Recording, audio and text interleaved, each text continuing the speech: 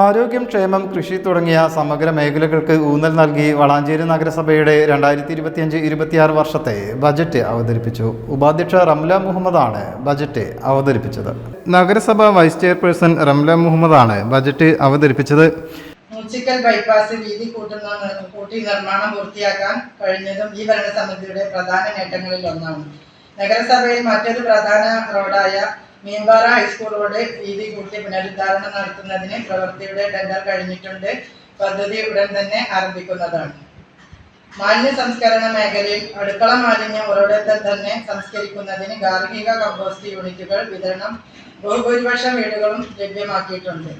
ഹരിതകർമ്മസേന പ്രവർത്തനം കൂടുതൽ കാര്യക്ഷമമായി വാതിൽപ്പടി സേവനം പരമാവധി വീടുകളിലേക്ക് എത്തിച്ചു MCF പുതിയ കെട്ടിടത്തിലേക്ക് മാറ്റി സ്ഥാപിച്ചതും ഹരിതകർമ്മസേനയ്ക്ക് പുതിയ വാഹനങ്ങൾ ലഭ്യമാക്കിയതും ഈ ഭരണസമിതി കാലഘട്ടത്തിലാണ്. 69,22,22,225 രൂപ വരവും 66,19,09,095 രൂപ ചെലവും 30,53,130 രൂപ നീക്കിയിരിപ്പുമുള്ളതാണ് ബജറ്റ്.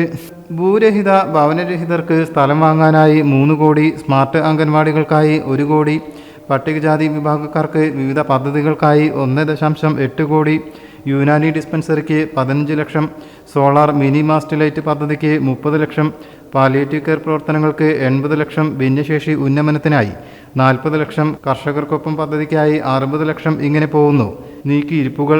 മിനി മാസ്റ്റ് ലൈറ്റുകൾക്ക് 10 ലക്ഷം, ആശാവർക്കർമാർക്ക് പ്രതിമാസം 1000 രൂപ ഇൻസെൻറ്റീവ്, ഓപ്പൺ ജിം പദ്ധതിക്ക് 25 ലക്ഷം, സ്കൂളുകളിൽ ശുചിമുറിക്ക് 82 ലക്ഷം തുടങ്ങിയവയും ബജറ്റിലുണ്ട്. നഗരസഭാ അധ്യക്ഷൻ അഷ്റഫ് അമ്പലത്തിങ്ങൽ യോഗത്തിൽ അധ്യക്ഷനായി.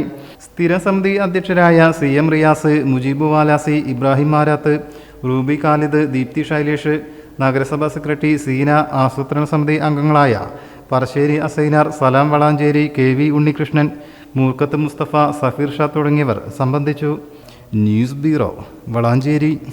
പുത്തനത്താണിയുടെ സ്വന്തം കനകമകൽ ജ്വല്ലറി ഇനി മുതൽ കനക ഗോൾഡൻ ഡയമണ്ട്സ്. കനക ഗോൾഡൻ ഡയമണ്ട്സ്, പുത്തനത്താണി. മാറുന്ന ലോകം, മാറ്റത്തിനൊപ്പം.